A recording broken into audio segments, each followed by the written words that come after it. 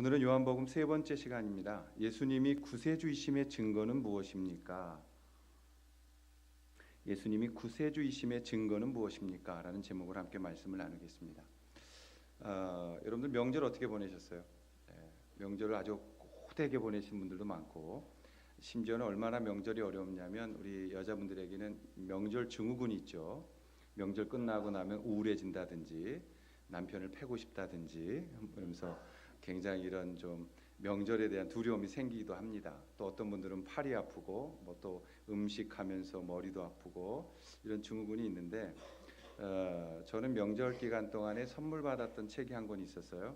그 존 비비어의 그 영적 무기력 깨기라는 책이었습니다. 이 책인데 사실 선물 받는 책은 잘 안 읽게 되더라고요. 저도. 그래서 제가 읽고 싶었던 책이 아니었기 때문에 선물 받으면 잘 안 읽게 되는 거죠. 그런데 그냥 이상하게 이 책이 좀 계속 끌리고 읽고 싶었어요. 그래서 이제 이 책을 읽었습니다. 짬짬이. 근데 이 책의 이 제목이 영적 무기력 깨기라는 거예요. 영적 무기력 깨기. 그리고 이 주제는 신앙을 무력화시키는 영적 크립토나이트를 깨라, 이렇게 돼 있더라고요. 그래서 이제 좀 신기하기도 하고 무슨 내용일까 해서 열어봤더니 이 존 비비어가 이 슈퍼맨 이야기로 시작합니다. 여러분 슈퍼맨 아시죠? 슈퍼맨. 이 슈퍼맨이 저도 정확한 연도를 몰랐는데 이 책을 보니까 1938년 6월에 미국의 고등학생 2명이서 만화책을 그렸답니다. 그 당시의 시대는 이 독일의 나치 독재 시대였다는 거죠. 그 시대에 미국이 울분이 있었는데 이 울분들을 고등학생들이 한 사람의 이 슈퍼맨을 등장시켜서 그냥 막 독일 나치를 무찌르고 막 승리하는 이런 것을 통해서 그 당시의 모든 나치 독재 시대의 해독체 역할을 해줬다는 거예요. 그러다 이게 유명해지면서 라디오에 나가게 되고 TV로 나오게 되고 영화로까지 와서 요즘 우리 시대에도 이 슈퍼맨을 새롭게 업그레이드된 버전으로 보게 되어지는 것입니다. 그 당시에 이 슈퍼맨의 인기는 하늘을 찔렀고 정말 뭐 모든 사람의 우상이 되어질 만큼 큰 인기를 끌었는데, 얼마 가지 않아서 슈퍼맨의 인기가 이렇게 점점 줄어드는 것을 보게 된 거예요. 그 이유가 뭔가 하고 봤더니 그 이유가 뭐냐면 슈퍼맨에게 약점이 없는 거예요. 여러분 약점 없는 사람은 매력이 없잖아요, 그렇죠? 우리가 좀 어딘가 좀 이렇게 약점도 있고 좀 허점이 있어야 사람 사귀고 싶지, 완벽하면 사귀고 싶겠어요? 그래서 사람들이 저한테 잘 못 오는 거라고 저는 생각을 합니다. 이 약점을 좀 가지고 있어야 되는데 이 슈퍼맨의 약점이 없다 보니까 사람들이 실증이 나는 거예요. 그래서 1940년대 이 작가들이 슈퍼맨의 약점을 만듭니다. 그 약점이 뭐냐면 크립토나이트라는 거야. 이름도 참 어려운데 크립토나이트라는 게 뭐냐면 슈퍼맨의 자라났던 행성에 있는 돌이랍니다. 영화를 보면 초록색깔 띤 그 돌멩이가 있어요. 그거를 슈퍼맨 옆에 갖다 놓으면 힘이 쭉 빠지면서 막 보통 평범한 사람으로 돌아와 버립니다. 그걸 보면서 우리 존 비비어가 우리의 신앙이 마치 슈퍼맨 것 같다, 그러면서 이제 그 슈퍼맨이 크립토나이트를 보게 되면 힘이 빠지는 것처럼 우리도 그러한 무기력을 느낄 때가 있다라고 해서 이 책을 쓰게 된 것입니다. 참 좋은 비유라고 생각을 하는데, 슈퍼맨이 우리 그리스도인들과 같다라고 비유하면서 슈퍼맨은 인간에게 없는 초자연적인 능력을 가지고 있다. 우리 그리스도인들도 그렇다. 하나님을 믿고 있으니까. 슈퍼맨은 악과 싸운다. 우리 그리스도인들도 그렇다. 슈퍼맨은 악당에게 괴롭힘 받는 사람들을 도와주고 선량한 시민들을 보호한다. 우리 그리스도인들도 약자를 보호하며 선량한 사람들을 돕고 그들을 죄의 포로에서 건져내는 그렇게 똑같은 싸움을 싸우고 있다. 슈퍼맨은 태양에서 힘을 얻는다. 우리 그리스도인들은 하나님 아들에게서 힘을 얻는다. 슈퍼맨을 저지시킬 수 있는 것은 하나뿐이다. 바로 고향에서 가지고 나온 크립토나이트라는 것이다. 근데 우리 그리스도인들도 그렇다. 우리도 약점이 있는데 원죄에서 끌어져 나오는 의심이 있다라고 비유를 하면서 설명을 했습니다. 굉장히 재미있는 접근이었다고 생각을 해요. 우리에게도 영적 크립토나이트라는 약점이 있다. 그 약점이 우리 가운데 올 때 신앙생활하다가 우리는 무기력해지고 포기하고 싶은 유혹들을 만나게 되어진다라는 것입니다.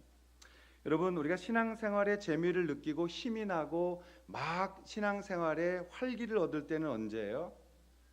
그럼 뭐 말씀 안 드려도 잘 경험해 하셨을 거예요. 우리가 하는 일이 잘 돼요.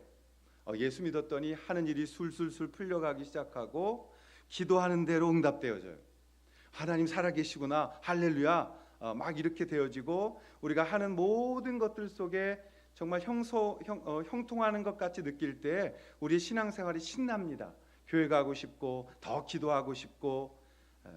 근데 그렇게만 되면 얼마나 좋겠어요. 반대되는 상황이 우리 가운데 밀려온다는 게 문제죠. 우리가 반대로 신앙생활 하고 싶지가 않을 때가 있어요. 신앙생활에 회의가 밀려올 때가 있어요. 기도하면 뭐해? 기도한 대로 되지도 않는 걸. 내가 열심히 교회 가면 뭐해? 하나님 나를 버리신 것 같은 걸. 내가 이거 하면 뭐해? 하나님 내게 안 계신 것 같은 걸. 이라고 불리우는 무기력함이 우리 가운데 찾아올 때가 있습니다. 우리가 기도해도 하나님 앞에 힘들 때가 있어서 영적인 절벽 앞에 부딪힌 것 같은 그런 무기력을 느낄 때가 생긴다는 것이에요. 계속 기도해 왔습니다. 그런데 가정은 변하는 게 없어 보여요. 사업은 점점점 힘들어져 가고 가정의 재정은 더 어려워져 가는 것 같습니다. 하는 일마다 다 막혀져 버리는 것 같고 하나님 안 계신 것 같고 우리의 상황은 점점 더 무기력해져 가기만 합니다. 우리는 이런 영적인 또 육적인 어떤 힘이 빠지는 무기력 앞에서 모든 것들을 포기하고 싶고 그냥 되는 대로 살 거야. 이젠 나도 몰라.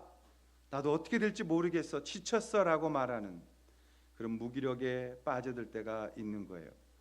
그 무기력은 장로님이든 아니면 목사든 예외 없이 모두에게 이 영적인 크립토나이트는 찾아오게 된다는 것입니다. 오늘 요한복음은 요한이 기록하면서 예수님의 기적적인 그런 사건에 초점을 맞춘 게 아니라 예수님이 누구신가에 초점을 맞춰져 가고 있다고 말씀을 드렸습니다.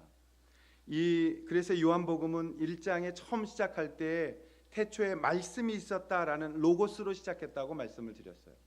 로고스라는 것은 사실 그 당시에 쓰였던 표현은 세상의 모든 것들을 만들고 그것을 다스리고 있는 게 로고스였어요. 이 로고스를 기독교의 말로 바꿔내려고 하다 보니까 그것을 말씀이라는 또 워드라는 단어로 바꿔 쓴 것입니다. 그래서 이 말씀이라는 뜻은 우리가 성경에서 보는 이 하나하나 구절이기보다 더 큰 개념의 말씀, 세상을 창조하시고 세상을 움직여 가시는 하나님이신 것을 표현할 때 말씀이라고 말한 거예요. 그래서 그 말씀은 예수님의 신성을 강조했던 것입니다. 그리고 동시에 예수님은 인간으로 오신 완전한 인간이셨기 때문에 오늘 읽었던 29절에 예수님을 어린 양으로 표현하시면서 성육신을 강조하고 있는 것을 볼 수 있습니다. 예수님이 인간에게 증명받으신 첫 번째가 바로 오늘 침례 요한, 세례 요한이었다라고 성경은 가르치고 있어요. 요한은 하나님이신 그분이 눈에 보이는 인간의 모습으로 나타나신 것을 은혜 위에 은혜다. 인간으로 오신 그 예수님을 볼 수 있다는 것은 우리의 은혜 위에 은혜라고 그 사건이라고 설명하고 있는 것입니다.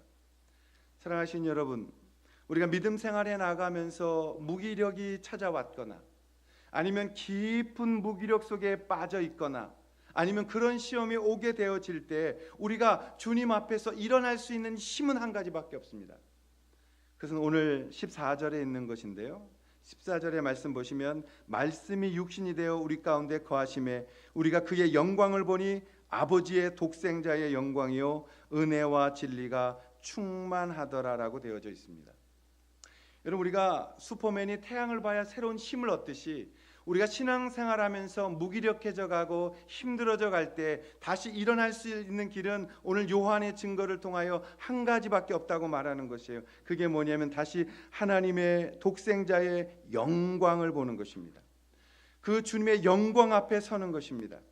우리에게 진정한 힘은 예수님의 영광을 바라보는 것이라고 말씀하고 있어요. 우리가 무기력을 깨고 일어나서 다시 한번 주님 앞에 힘차게 설 수 있는 새 힘을 얻는 길은 예수님의 영광, 독생자의 영광, 하나님의 그 영광 앞에 서는 것이라고 오늘 요한은 우리에게 가르치고 있는 것입니다. 그렇습니다. 그 영광은 우리가 실망했던 것들과 비교할 수 없는 것들이며 우리가 새롭게 시작되는 원천이며 우리를 다시 실망해서 일어나 주님의 희망과 소망으로 인도하는 영적인 힘의 근원이 되기 때문에 그렇습니다.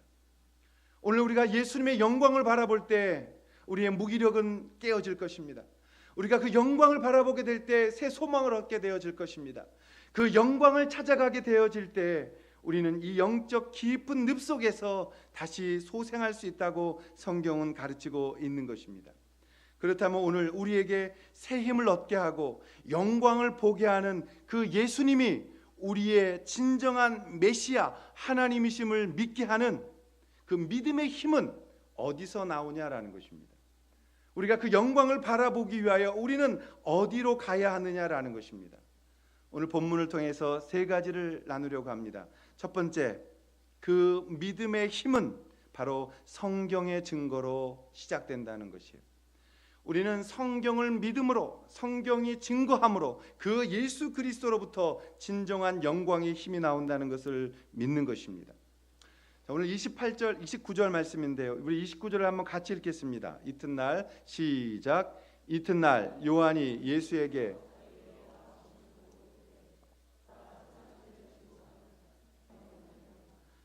요한복음을 기록하고 있는 요한은 스승이 계셨어요. 그분의 이름은 요한입니다. 요한복음을 기록하고 있는 요한과 여기서 나오는 지금 이 본문의 요한은 다른 요한입니다. 이 요한은 누구냐면 세례, 침례 요한이라고 불리우는 분이었어요. 그래서 성경을 쓰고 있는 요한이 그분의 제자였죠. 그분의 제자였던 분이 스승이었던 요한이 예수님을 보면서 이렇게 첫 고백을 드리는 걸 보게 돼요. 보라, 세상 죄를 지고 가는 하나님의 어린 양이시다. 이 고백을 통해서 이 요한은 저분이 특별하신 분이구나 라는 것을 알게 되어집니다. 여러분, 성경을 잘 알고 있다라고 말했던 서기관들, 사두개인들조차도 예수님을 보면서 메시아라고, 그분이 하나님의 어린 양 되심을 알지 못했어요. 그런데 광야에서 외치며 그분을 기다리고 있던, 준비되었던 침례 요한은 그분을 알아보게 된 것입니다. 그리고 그분을 바라보면서 보라, 하나님의 어린 양이로다, 보라, 저가 세상 죄를 지고 가는 분이다 라는 고백을 하게 되어진 것이죠. 왜요? 광야에서 이 세례 요한, 침례 요한은 하나님의 말씀을 통하여 그를 기다리고 있었던 것입니다. 출애굽기 12장 3절에 보면 이스라엘 백성이 출애굽하려고 준비하는 과정이 나옵니다. 너희는 이스라엘 온 회중에게 말하여 이르라. 이달 열흘에 너희 각자가 어린 양을 잡을지니 각 가족대로 그 식구를 위하여 어린 양을 취하되 라고 되어 있어요. 이 어린 양을 잡아 그 피를 문설주에 바름으로 그 피가 너희를 넘어가리라. 그 피가 너희의 죄를 용서하리라. 그 피가 너희를 구원하리라라는 하나님의 예표적인 복음을 우리에게 주셨던 것입니다. 우리는 이것을 유월절이라고 부릅니다. 하나님의 심판이 문설주에 발라져 있는 것을 바라보고 그 집을 넘어갔다. 그래서 우리는 그것을 유월절이라고 부르는 거예요. 넘어갔다라는 것입니다. 우리는 어린 양이 왜 중요한지를 그래서 알게 되어지는 것입니다. 여러분, 창세기에 아담과 하와가 에덴에서 쫓겨날 때 가죽옷을 지어 입혔다고 그러는데 그게 무슨 옷이었을까라는 것을 연구한 학자들도 있어요. 그래서 학자입니다. 학자분이 열심히 연구했는데 알지를 못했어요. 근데 많은 분들이 재미있는 그 학설을 내놓는데 이것은 양이었을 것이다. 양이었을 것이다. 물론 뭐 그게 맞는지 안 맞는지 모르겠지만 그렇게 말한다고 해도 뭐 틀리다고 주장할 근거는 없습니다. 어쨌든 창세기에서 인간의 죄를 감추어주고 그들이 가렸던 그 이파리와 나뭇이파리들 그것을 없애고 가죽옷을 지어 입히셔서 그들의 수치를 가리셨던 그 가죽이 나중에 그게 어린 양이든 아니든 요한계시록까지 나오면서 계속해서 우리의 죄를 용서할 그분, 그 메시아를 하나님의 어린 양으로 비유하고 있다는 것은 사실이에요. 하나님의 어린 양, 하나님의 어린 양, 그 어린 양이 오셔서 우리의 죄를 속량하시고 우리의 수치를 가리시고 우리를 하나님 앞에 서게 하실 것이다라고 모든 성경은 창세기로부터 계시록까지 그 하나님의 어린 양에 대하여 예언하고 있다는 사실입니다. 그러면 왜 예수님은 메시아가 될 수 있는가? 세상에는 수많은 메시아가 있어요. 오늘날 종교다원주의라는 것을 우리가 만나게 됩니다. 종교다원주의라는 건 뭐냐면 신은 있다. 근데 그 신이 시대에 따라서 각 시대에 필요한 메시아, 구세주를 보내신다라는 거예요. 한국에는 누가 왔어요? 누가 왔냐면 그냥 그 섬기는 분들 이름 대면 돼요. 우리나라엔 이순신도 오셨고요. 우리나라엔 세종대왕도 오셨고요. 우리나라엔 뭐 이성계도 오셨고요. 뭐 우리가 그 시대에 따라서 메시아를 보내서 그 메시아가 우리를 구원했다. 산이 하나인데 올라가는 방향은 다르지 않느냐? 어쨌든 꼭대기에서 다 만나는 것 아닌가? 그러므로 하나님은 한 분이지만 메시아는 여럿이다라고 말하는 것을 종교다원주의라고 말합니다. 굉장히 솔깃해요. 솔직히 그러면 더 좋을 것 같아요. 근데 중요한 것은 성경 것을 용납하지 않고 있다라는 것입니다. 구약이라는 성경을 믿고 있는 종교가 이 땅에 3개가 있습니다. 첫 번째 유대교입니다. 유대교가 철저하게 구약을 베이스로 하는 아주 강력한 종교입니다. 두 번째 종교가 그 유대교에서 나온 예수교라는 것입니다. 굳이 유대교랑 구분하는 것은 유대인들이 예수님을 안 믿기 때문입니다. 그래서 예수교라는 그 예수라는 이곳에서 갈라져 나온 것이 이제 3개가 있습니다.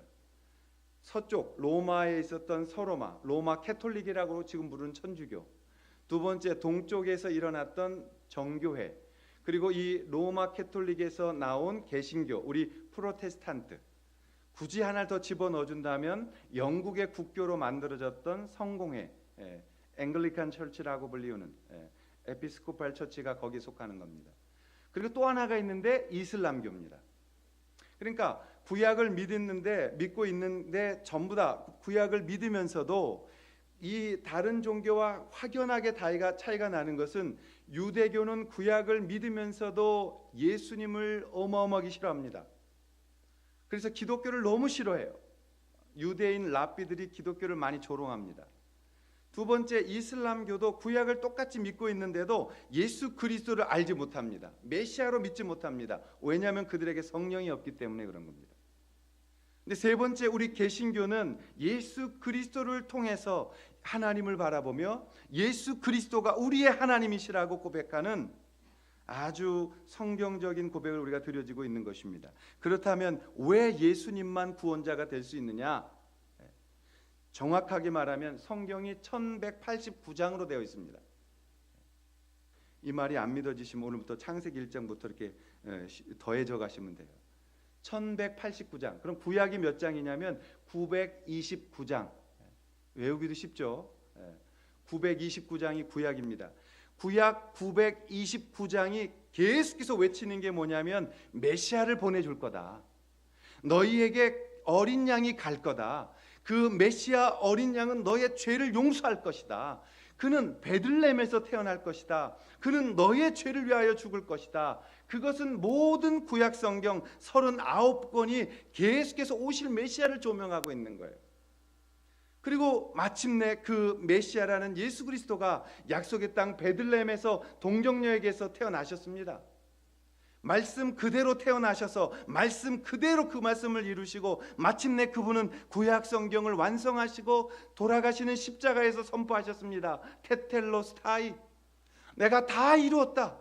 내가 다 이루었다. 무엇을요? 결혼도 안 하신 분이 뭘 다 이루었다는 거예요? 성경에 예언되어진, 구약에 예언되어진 모든 하나님의 예언을 내가 다 이루었고 그것을 성취했으므로 나의 죽음은 하나님 앞에서 너의 죄를 용서하는 데 유효한 죽음이다라는 것입니다. 유효한 죽음이라는 게 중요해요. 오늘 제가 여러분을 너무너무 사랑해서 이 십자가 제가 빼고 제가 여기 매달렸다고 쳐보자고요. 부러질 것 같긴 한데 제가 저 십자가에 못 박혔다고 쳐요. 이 왼쪽에 못 박히면 이쪽 분들을 위함이요, 오른쪽에 못 박히면 이쪽 분들을 위함이요, 내가 여기서 죽으면서 여러분을 위해서 제가 죽습니다 하고 죽었다고 쳐요. 그렇다고 한들 이게 무슨 죽음이겠어요? 이렇게 떠니면 꼭 큰 소리로 개죽음이요 이렇게 말하는 분들이 있더라고요. 개죽음은 아닐지언정 아무 의미 없는 죽음인 거예요. 아무나 가서 십자가에 매달려서 예수님 흉내내서 죽는다고 해서 그 안에 구원이 있는 것이 아니라 이 말이에요. 구약에서 예언되어져서 구약대로 사시다가 구약대로 죽으시고 구약의 예언대로 사셔야 되는, 부활하셔야 되는 그분만이 유효한 우리의 영광을 우리에게 보여주실 수 있는 분이신데 그분은 한 분밖에 없다고 성경은 가르치는 거예요. 그분이 바로 하나님의 어린 양 되시는 예수 그리스도, 그분만이 구약의 성경의 증거로 우리가 믿을 수 있는 분이라고 성경은 우리에게 가르치고 있는 것입니다. 사랑하시는 여러분, 예수 그리스도 그분 앞에 나올 때 예수 그리스도 그분만을 바라볼 때 우리가 이 영광을 볼 수 있다는 것을 기억하시고 여러분이 성경 안에서 우리를 새롭게 하시는 그 영광을 바라보실 수 있는 그런 축복의 은혜의 삶이 될 수 있기를 주님의 이름으로 축원합니다. 여러분들이 성경을 펴세요. 그리고 그 성경 안에서 예수 그리스도의 어린 양의 영광을 바라볼 수 있을 때 무기력은 떠나게 될 것이고 여러분들은 다시 소생할 수 있다는 것을 기억하시고 오늘 우리의 고집이나 나의 소견에 기반을 두지 아니하며 오직 성경 안에서 말씀하시고 계시는 그 어린 양 되시는 하나님의 어린 양 예수 그리스도를 만나는 그런 은혜 가운데 계시기를 주님의 이름으로 축복합니다. 그렇다면 우리가 다시 한 걸음 더 나아가서 우리가 예수 그리스도에게서부터 영광을 보게 되어지는 이 힘은 어디에서 나오는 것일까요? 두 번째, 그것은 성령님의 증거로 믿게 되어지는 것이에요. 성령님의 증거에서 이 강한 힘은, 영광은 나오게 되어지는 것입니다. 자, 32절의 말씀인데요. 우리가 한번 같이 읽겠습니다. 32절 시작. 요한이 또 증언하여 이르되 하늘로부터 내려와서 그의 위에 머물렀더라. 여러분, 요 구절에서 우리는 완벽하신 삼위 하나님을 보게 되어지는 것입니다. 내가 보매 성령이 비둘기같이 하늘로부터 내려와서 그의 위에 머물렀더라. 그리고 위로부터 이는 내 사랑하는 아들이여 기뻐하는 자라라는 하나님의 음성을 듣게 되어지는 것입니다. 성령님이 비둘기처럼 임했다라고 말씀하시면서 천지 창조 때 세 분이 함께 하셨던 그 영광을 다시 이곳에 드러내 보여주시고 계신 거예요. 이것을 에베소서에서는 좀 더 구체적으로 우리 가운데 표현을 했던 것입니다. 그런데 이 성령님이 비둘기처럼 임하고 계신다라는 말을 우리가 이제 잘 이해하셔야 됩니다. 여러분, 그림 보면 예수님이 그 요단강에 들어가 계시고 거기서 이제 이머전 베프티즘, 침례 받는 모습 속에 머리 위에 비둘기가 떠 있는 걸 볼 수 있어요. 근데 여러분, 이 표현은 성령님이 비둘기라는 게 아닙니다. 성령님이 비둘기라는 것도 아니고 성령님을 그 당시에 그들이 보고 나서 요한은 어떻게 표현할 길이 없었어요. 성령님의 온전하심, 성령님의 순전하심, 성령님의 그 고요한 부드러움, 그것이 임하는 것을 보고 있는데 어떻게 표현할 수가 없는 거예요. 그래서 그것을 그 당시에 가장 적절한 단어를 찾은 것이 비둘기 같다 이렇게 표현한 겁니다. 지금 같으면 여러분이 다르게 쓰셨을지 몰라요. 성령님의 임하심이 홀로그램 같았다, 뭐 이런 거. 성령님의 임재하심이 무슨 뭐 3D 같았다, 이렇게 표현했겠죠. 근데 그 당시에는 성령님의 임하심을 그들이 바라보면서 그 영광 가운데 도취되며 그분을 바라보고 무엇이라 기록해야 되는데 기록할 것이 없어서 비둘기처럼 비둘기처럼 그 성령의 순전하신 그 모습을 볼 수 있었다라고 표현하는 것입니다. 오늘 정말 죄 없으신 예수 그리스도, 그분이 성령님의 임하심을 받고 있는 거예요. 그럼 그 전에 성령님의 임하심이 없었느냐? 삼위로 계셨던 하나님. 그래서 그분이 하나이심을 보여주고 있는 사건이죠. 하나님께서 성령의 그 보내심을 주시고 그 성령 하나님이 예수님 안에 임재하시면서 삼위일체 하나님의 그 영광을 바라보시면서 이제 가장 중요한 것을 선포하신 거예요. 지금부터 예수는 인간의 예수의 모양과 더불어 메시아적인 공적 사역을 시작하는 것이라고 기름 부으심을 주셨던 거예요. 그 당시에는 기름 부음을 받아야 인정을 받은 거예요. 오늘날 우리는 선서라는 걸 합니다. 선서가 워낙 의미가 없어졌어요.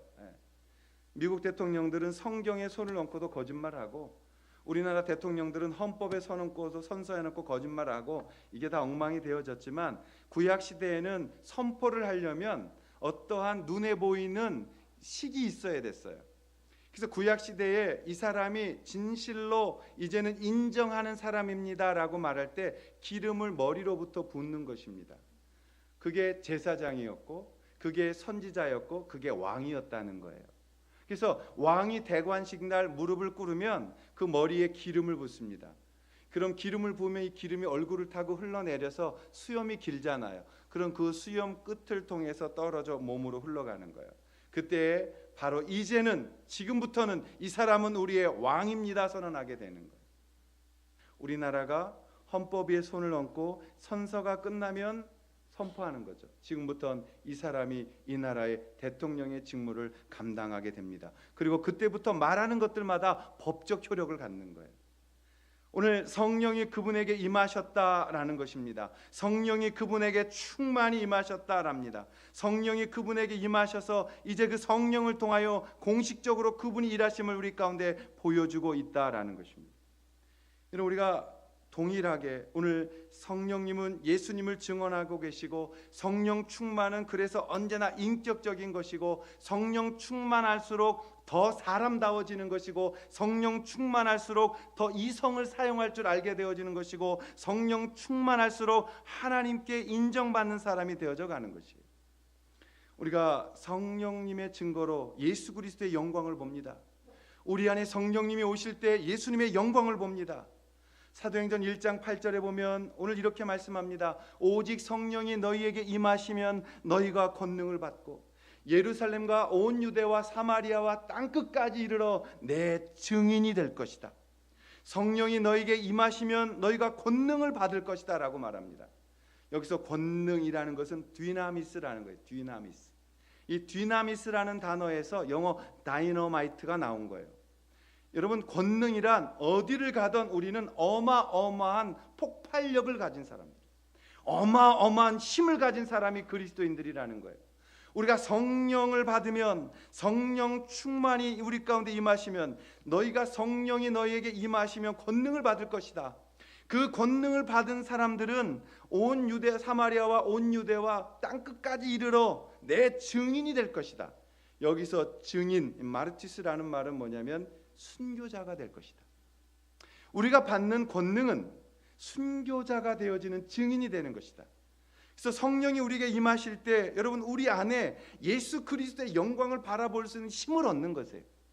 여러분들 지금 예수님의 영광을 바라볼 수 있는 구원받은 자들, 오늘 12절과 13절에 말했던 영접하는 자, 곧 그 이름을 믿는 자들에게는 하나님의 자녀가 되는 권세를 주신, 그 권세를 가진 자들이 우리며 그 성령을 가진 자들이 우리기 때문에 우리가 오늘 눈을 들어 예수 그리스도를 성령을 통해 바라보게 되어질 때, 그때 우리는 예수 그리스도 안에 있는 하나님의 영광을 바라볼 수 있게 되어진다는 거예요. 여러분, 지쳐 있을 때, 낭망해 있을 때 우리가 눈을 들어서 하나님의 임재하시는 영광을 바라본다면 우리가 얼마나 새 힘을 얻겠어요. 우리가 낭망해 있고 지쳐서 아무것도 못할 만큼 의심이 가득하고 힘이 빠져 있고 하나님 나 아무것도 못해요 라고 할 때, 그분이 독생하신 자의 영광을 내게 임하여 주실 때 얼마나 큰 새 힘을 받습니까? 우리가 죽을 것 같이 낭망하고 힘이 다 빠져서, 어른들 표현으로 말하면 마치 이렇게 풀 쏘놓은 모처럼 쭉 처져가지고 패배자처럼 그렇게 무기력해서 하나님 전에 엎드려요. 하나님, 생각보다 너무 힘드네요. 하나님, 더 갈 수 있는 힘이 있는지 모르겠어요. 하나님, 제 기도에 왜 응답을 안 하시는 거예요? 하나님, 제가 그렇게 많이 잘못했어요? 하나님, 제가 주님 앞에 그렇게 실수 많이 했어요? 그리고 하나님 앞에 엎드리는 거예요. 하나님 엎드리는 거예요. 조용히 침묵 가운데 주님 바라보는 거예요. 놀라운 것은 주님이 그때 이 영광을 우리 가운데 부어주신다는 거예요. 아들아, 네가 잘못해서가 아니고, 네가 무엇인가 너무 죄를 많이 지어서가 아니고, 나는 말이야, 너가 너의 기운에 돌아다니지 아니하고 내게로 와서 나의 영광, 그 영광을 보는 사람이 되었으면 좋겠어. 얘들아, 너희들 힘으로 신앙생활 하려고 너희들 모래 위에 배 밀려놓고 밀어대는 것처럼 그렇게 악착같이 힘을 쓰면서도 힘들어하는 신앙생활 하지 말고, 내 안에 와서 내 안에 거하면서 성령을 통하여 나의 영광을 너희들이 바라봤으면 좋겠어. 그게 주님의 소원이라는 거예요. 그게 오늘 요한에게 보여주셨던 독생자의 영광이요, 그 영광을 그들이 바라보고 과감하게 모든 것들을 내려놓고 예수님을 따를 수 있었던 시작이며, 그리고 그들이 주님 안에 머무를 수 있었던 힘이었다라고 성경은 가르치고 있는 거예요. 근데 14절에 그들이 영광을 봤는데 그 영광 안에는 두 가지가 있다라고 말합니다. 아버지의 독생자의 영광이요, 은혜와 진리가 충만했다. 여러분, 이게 굉장히 중요한 거예요. 그 영광 안에는 은혜와 진리가 두 개가 있었다는 거예요. 은혜라는 건 뭐예요? 카리스라는 겁니다. 은혜라는 건 거저 주시는 하나님의 호의, 우리가 어떤 죄를 졌어도 주님 앞에 나올 때 용서하시는 하나님의 유효하신 호의, 베푸시는 은혜가 은혜예요. 용서하시고 고쳐주시고 새롭게 하시고 책임을 묻지 아니하시고 오히려 품으셔서 우리를 새롭게 하시는 하나님의 그 호의, 그게 은혜예요. 근데 은혜만 있으면 어떻게 되느냐? 은혜만 있게 되면 우리가 방종주의에 빠져. 하나님을 우습게 하는 거예요. 그래서 꼭 하나가 뒤따라와요. 진리입니다. 진리. 근데 진리만 가지고 있으면 어떻게 되느냐? 자기주의에 빠져요. 자기의에. 그래서 진리가 충만하다고 말하는 사람들은 가끔씩 보면 진리를 말하는데 그 진리가 은혜가 없어요. 그 진리가 사람을 아프게 해요. 옳고 그름을 분명히 주장하는데 그 주장 속에 사람의 치유가 안 일어나고 하나님의 기쁘심이 없을 때가 있어요. 진리만 충만했던 사람이라고 말한다면 가룟 유다 같은 사람들이에요. 가룟 유다는 언제나 정확한 말만 했어요. 마리아가 향유를 예수님 앞에 발에 불 때도 그는 정확한 말을 해요. 왜 쓸데없는 짓 하냐고. 너 그거 지금 갖다 팔면은 몇 데나리온이나 되는데 그 엄청난 비싼 거를 왜 예수님 발 앞에 부어서 허비하냐고. 그거 갖다가 지금 구제하면 수많은 사람 먹여 살릴 수 있는데 너 왜 그런 허비를 하냐고. 정확한 말이에요. 옳은 말이에요. 근데 문제는 뭔지 아세요? 예수님이 기뻐하지를 않았다는 게 문제예요. 진리만 있게 되면 사람을 아프게 해요. 진리만 있는 사람들 모임에 가면 종교적 율법적인 모습들을 볼 수 있어요. 그러나 여러분, 우리는 다 죄인이에요. 그래서 은혜가 필요한 거예요. 그래서 은혜와 진리가 충만한 영광이 안에 있다는 거예요. 그 영광을 우리가 보았습니다. 그리고 그 영광 앞에서 우리는 회복되어졌습니다. 그렇기 때문에 우리는 하나님을 경외하는 마음을 가져야 돼요. 오늘날 이 시대에 너무나 빨리 잃어버리고 있는 하나 중요한 게 있습니다. 여기서부터는 설교하면 안 돼요. 왜냐하면 여러분에게 인기가 떨어지거든요. 여기서부터는 잔소리거든요. 근데 해야 되겠습니다. 여러분, 하나님을 두려워하셔야 돼요. 오늘날 시대가 하나님을 두려워하지 않아요. 입으로는 하나님 하나님 하는데 하나님 두려워하지 않아요. 그러니까 하나님을 종처럼 부려요. 하나님을 무슨 지니같이 여겨요. 비비면 나와야 돼. 빨리 안 나오세요? 내가 기도하고 있는데 어디 가신 거예요? 나오시면. 자, 받아 적으세요. 지금도 필요한 거 부릅니다. 쫙 부르고. 자, 메모라이즈 하셨어요? 열심히 하세요. 떠나버려. 우리가 하나님을 두려워하지 않아요. 하나님이 무서워서 두려운 게 아니라 경외하기 때문에 두려운 거예요. 제가 이거를 철저하게 느꼈던 적이 한 번 있어요. 초등학교 때. 제가 초등학교 때 어떻게 선생님하고 뭘 도와드리냐고 일을 하고 있었는데 전화가 왔어요. 그 전화기를 딱 받았어요. 여보세요? 너 누구냐? 그래서 네? 몇 학년 몇 반 누굽니다. 선생님 어디 계시냐? 옆에 계신데요. 누구세요? 그랬더니 교장이다 그러시는 거예요. 지금으로부터 그 정말 오래된 한 37, 8년 된 그 사건인데 아직도 제가 전화기를 붙들고 덜덜덜덜 떨었어요. 교장 선생님이라는 거예요. 그 선생님이 왜 그래 그래서 교장 선생님 무서웠던 게 아니라 교장 선생님은 쳐다도 볼 수 없었어요.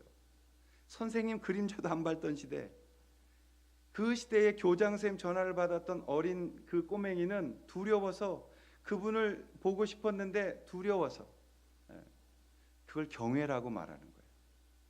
무서워서만이 아니라 사랑하는데 존경하는데 두려운 마음. 오늘날 우리 아이들이 경외라는 단어를 모릅니다. 왜요? 다 만만하거든요.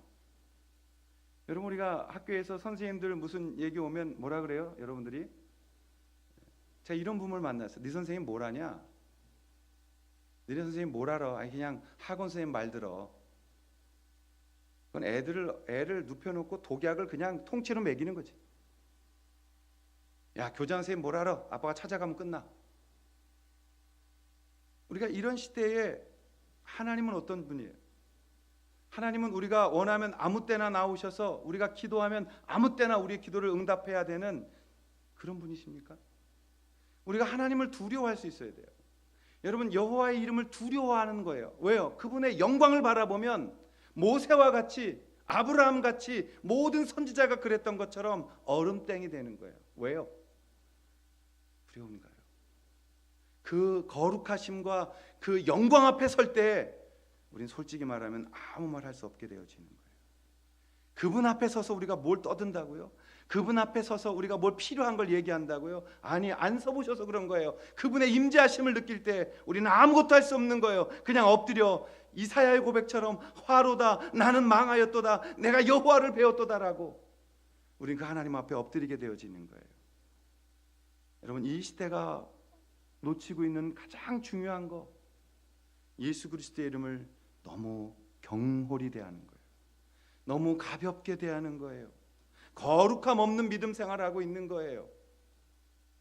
그것이 우리로 하여금 이 주님 앞에서 영광을 바라보지 못하게 만들어가는 거죠. 사랑하시는 여러분, 정말 사랑하시는 여러분, 성령님 통해서 여러분이 그 충만함으로 하나님 앞에 서셔서 그분의 영광을 바라보실 수 있기를 주님의 이름으로 축원합니다. 그러려면 여러분 오늘 우리 하루하루가 바뀌어져 가야 되는 거예요. 어제와 오늘이 같다면 여러분 그 주전자 안에 개구리 예화 아시죠? 어제와 오늘이 똑같으면 우리는 서서히 하나님의 영광에 마르는 것에서 죽어가고 있는 거예요. 우리가 날마다 몸부림치고 날마다 주님 앞에 서는 것을 잃어버렸다면, 우리의 성장이 멈추어 있다면, 주님 예배 자리에 기도의 자리에 서서 그 영광을 보려는 몸부림침이 우리 가운데 끝났다면 여러분 우리는 성령 충만함이 없는 거라고. 성령을 통하여 예수 그리스도의 영광을 바라볼 수가 없게 되어진다는 것입니다. 우리가 이 은혜 위에 은혜 되신 그분을 만나면서 우리의 신앙이, 우리의 몸부림이 주님 앞에 꼭 중요한 이유가 무엇이냐라는 것입니다. 마지막 세 번째로 그 이유는 우리의 삶을 통한 증거로 우리가 믿게 되어지기 때문에 그래요. 우리가 우리의 삶을 보면서 정말 증거를 얻어 힘을 얻는, 그게 우리 가운데 필요하다는 것입니다. 자, 37절에 보면요, 두 제자가 그의 말을 듣고 예수를 따르거늘이라고 되어 있어요. 두 제자, 이 세례 침례 요한의 두 제자가 요한과 안드레인데, 그 요한과 안드레가 이 두 제자가 예수님을 따랐다는 거예요. 그러면서 41절과 42절에 보시면 그가 먼저 자기의 형제 시몬을 찾아 말하되, 그래서 안드레는 또 가서 누구를 데려오냐면 베드로를 데려옵니다. 그렇게 해서 제자들이 모여요.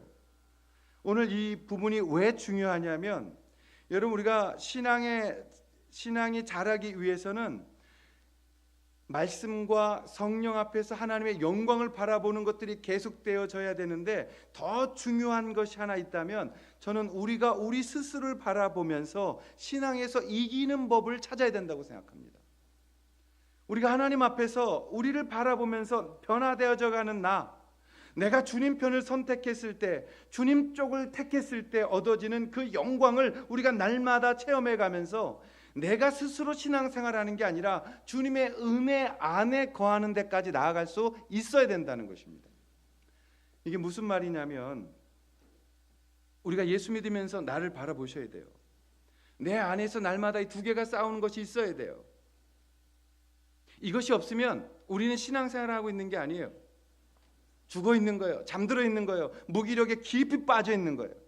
적어도 우리가 신앙생활에 살아있다면 이렇게 해야 되나 저렇게 해야 되나라는 양쪽의 태기를 통해서 갈등이 우리 속에 있어야 돼요. 내가 오늘도 집에서 그냥 따뜻한 곳에서 TV 보면서 기도하는 마음으로 월드컵 보면서 올림픽 보면서 중계해야 되나, 기도해야 되나, 아니면 이 시간에 가서 기도해야 되나, 적어도 이런 갈등은 해보셔야죠. 기도 시간이었어? 난 몰랐어. 대답은 뭐예요? 잘났어. 기도 시간도 모르고 있었어? 이렇게 되는 거 아니에요. 적어도 이 시간이 될 때 불편해야 돼. 야, 이거 좀 기도할 텐데 이거 어떻게 해야 되나. 적어도 우리가 하나님 말씀 앞에 부딪힘이 있어야 돼. 순종하고 싶은데 육체는 그렇게 안 하려고 해요. 그때 자꾸 제 자신에게 계속된 선포를 우리가 할 수 있어야 된다고요. 그리고 그것을 이겼을 때 하나님의 은혜를 받으면서 그의 영광 앞에 서서 하나님, 제가 오늘은 이기고 왔어요 라는 이기는 법을 배워가야 된다는 거죠. 우리는 오늘 이런 갈등이 없어요. 내 안에서 내 삶을 통한 승리하는 것을 통해서 주님 앞에 이 무기력을 뚫고 나아가는 힘이 없어요. 저는 리더가 된다는 것은, 리더는 적어도 넘어지지 않는 자가 리더는 아니에요. 저도 넘어지니까요. 실수하니까요. 그러나 리더는 넘어졌을 때 혼자 스스로 일어나 다시 그 길을 갖는 거예요. 저는 우리 아이들이 다 컸냐 안 컸냐의 결정을 그렇게 기준에 두고 있어요. 어떤 문제에 부딪혔을 때 그 문제를 스스로 인식하고 일어나 그 문제를 스스로 해결해 나간다면 다 큰 거예요. 그런데 아직도 누군가의 도움이 필요하고, 누군가 일으켜 주어야만 일어나고, 누군가 시켜야만 하고, 누군가 간섭해야만 그의 인생이 만들어져 가는 거라면 아직 어린아이인 것이에요. 우리가 주님의 영광을 바라보는 것은요, 내가 내 육신을 깨고 이기고 주님 앞에 결단했을 때 얻어지는 하나님의 상급이에요. 우리가 내 마음대로 하고 싶었을 때 그것을 접고 하나님 말씀 앞에 순종하고 섰을 때, 내가 내 것을 포기하고 내려놓고 주님 것을 선택하며 주님의 마음 앞에 섰을 때, 그때 주님의 영광이 보이는 것이기 때문에 그런 것이에요. 우리가 하나님 앞에 요즘 너무 무기력한 그 무기력에 빠져 있는 것을 너무 쉬운 것으로 극복하고 싶어 해요. 무기력이 오면 제일 먼저 선택하는 건 뭐예요? 에휴, 그냥 한잔 하고 자. 나는 이상하게 밥 먹는 것도 없고 아무것도 안 하는데 왜 살이 찌지? 잘 생각해 보세요. 맥주 살일 수 있어요, 그거. 왜 나는 이렇게 무기력하지? 그냥 그곳에서 사람 만나는 것으로, 그냥 TV에 목매는 것으로 우리가, 여러분, 무기력이 모면되지 않아요. 우리가 가장 중요한 것을 이 시간에 말씀드리고 싶어요. 우리가 하나님 앞에 이 무기력을 깨고 하나님 앞에 서는 방법은 하나밖에 없습니다. 그것은 내가 서 있어야 할 자리에 있는 것이에요. 내가 있어야 할 자리에 있는 거예요. 여러분 다운 자리에 있으셔야 되는 거예요. 하나님은 여러분들을 만드실 때에 어떻게 귀하게 만드셨어요? 모든 것들을 여러분에게 주시면서 위임하시고 맡기셨어요. 그 자리에 있으셔야 되는 거예요. 예수님께서 십자가에 피 흘려 죽으시면서 우리를 구원하셨어요. 우리가 그 자리에 있어야 되는 거예요. 우리를 향해서 마지막 때의 모든 것들을 맡기셨어요. 우리가 그 자리에 있어야 되는 거예요. 목회하다 보면 많은 것들 옵니다. 목사로서 저도 많은 시험도 있고 이 자리에서 도망치고 싶을 때도 있고 때로는 낭망돼서 깊은 어둠의 시간들을 보낼 때도 있고 때로는 무기력해서 아무것도 못하는 멍 때릴 때가 있어요. 여러분 그때마다 주님께서 이렇게 초대해 주세요. 수고하고 무거운 짐진 자들아 다 내게로 오라. 내가 너희를 쉬게 할 것이야. 근데 나와 함께 멍에를 매자는 거예요. 우리 예수님 얼마나 재미있는 분이세요. 역설적인 조크를 하시잖아요. 수고하고 무거운 짐진 자들아 다 내게로 와. 내가 너희를 쉬게 할 거야. 감사해요. 좀 쉬고 싶어요. 그때 그 다음 말이 뭐예요? 나와 같이 멍에를 매자. 아니 주님 힘들어서 왔는데요. 그때 주님 말씀하세요. 그러니까 나랑 같이 멍에를 매자. 여러분 멍에가 뭔지 아시죠? 소 어깨에 딱 이렇게 얹는 거예요. 그 소가 끌도록 여기다 얹는 거예요. 그걸 얹으면 무겁죠. 그걸 얹는다는 건 뭐예요? 일하자는 거예요. 아니 쉬고 싶은데 주님 말씀하세요. 너 쉬고 싶지? 힘들지? 내게로 와. 쉬게 해줄게. 자 멍에 매. 이런 역설적인 조크가 어디 있어요? 근데 여러분 그건 진리인 거예요. 주님과 함께 멍에를 매면요 살맛이 나는 거예요. 주님과 함께 멍에를 맬 때 회복이 있는 거예요. 주님과 함께 멍에를 맬 때 무기력이 떠나는 거예요. 주님과 함께 할 때 그 속에서 새 능력을 우리가 얻게 되어지는 거예요. 왜요? 사랑하시는 주님이 옆에 있기 때문에 그런 것입니다. 우리가 주님 앞에 이 무기력을 깨고 일어나서 다시 힘차게 신앙생활 할 수 있는 힘은 어디서 나오는 거예요? 내가 있어야 할 자리에 주님과 함께 있는 거예요. 다 내려놓고 여러분 맨날 놀게 한다고 힘이 오는 게 아니에요. 주님 안에서 그 주님 의지하고 그 주님 체험하고 그 주님 붙들고 있을 때 우리는 날마다 새로운 힘을 얻는 것입니다. 저는 늘 피곤하고 힘들 때마다 저 자리로 와요. 더 힘들면 요 앞에 엎드려요. 정말 죽겠을 것 같으면 저 십자가 앞에 가서 붙들어요. 하나님 앞에서 엎드릴 때마다 주님은 한 번도 배반하신 적이 없어요.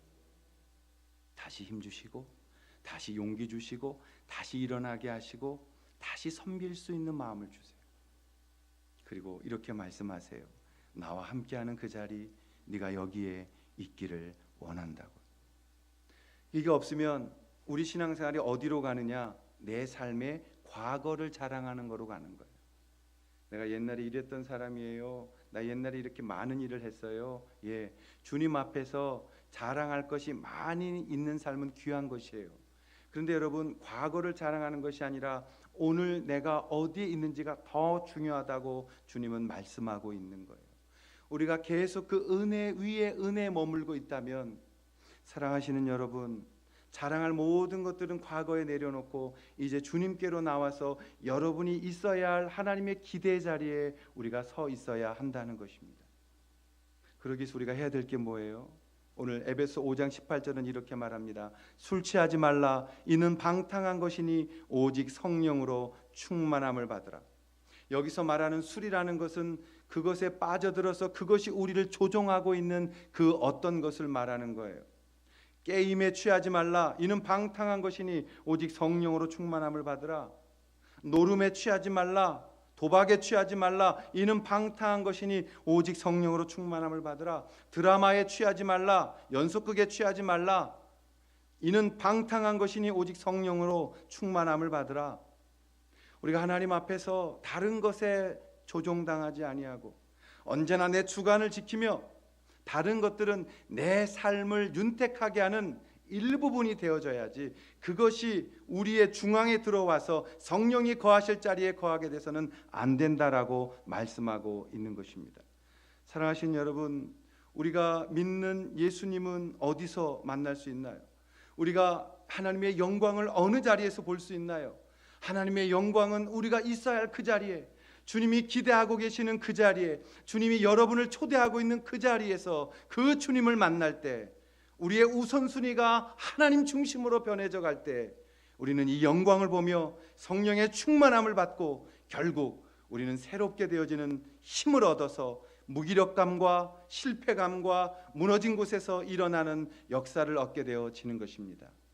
기대하기는 이제 새로운 새해가 시작되어졌습니다. 옛것은 지나가고 새로운 새해가 시작되는 신정이 되어졌어요. 여러분, 신년에 세웠던 계획 지금 다 무너졌을 텐데 이제 다시 주님 안에서 여러분이 있어야 할 그 자리를 지키면서 하나님 앞에 이 영광을 바라보시고, 그리고 영적 무기력에서 깨어나셔서 승리하셔서 힘있고 다시 믿음으로 서는 복된 여러분의 믿음의 걸음이 되실 수 있기를 주님의 이름으로 축원합니다. 기도하겠습니다. 하나님 아버지, 우린 여전히 연약합니다. 주님 따르고 싶다고 하면서도 여전히 우리는 무기력합니다. 하나님, 우리가 이 길에서 일어나서 주님 일어나고 싶고 극복하고 싶고 승리하고 싶습니다. 우리의 무기력을 깨고 일어나 주님 만나고 싶습니다. 나를 안아주시는 그 주님 느끼고 싶습니다. 나를 사랑하시고 나를 안으시며 나 대신 흘려주시는 그 눈물의 그 주님의 눈물 내가 만져보고 싶습니다. 하나님, 우리가 이 모든 것들을 할 수 있는 길은 예수님의 영광을 보는 것입니다. 하나님, 이것은 공짜가 아니기에 주님 앞에 서기를 원합니다.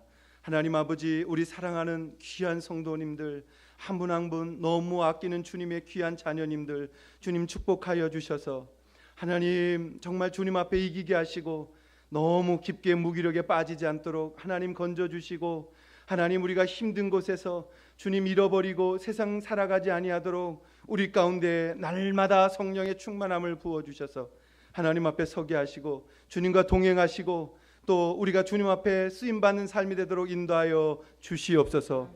그런 삶이 될 수 있기를, 그렇게 쓰임받기를, 그렇게 몸부림치는 그리스도인들의 삶을 살아갈 수 있기를, 그리고 우리가 기도할 때마다 주의 음성이 우리 가운데 있기를, 그리고 주님을 체험해 가기를, 주님의 역사가 내 가운데 임하여 주시는 것들을 늘 만나기를 간절히 바라옵고 우리 삶 가운데 영원히 함께하여 주시기를 성부와 성자와 성령의 이름으로 간절히 축복하며 기도하옵나이다. 아멘.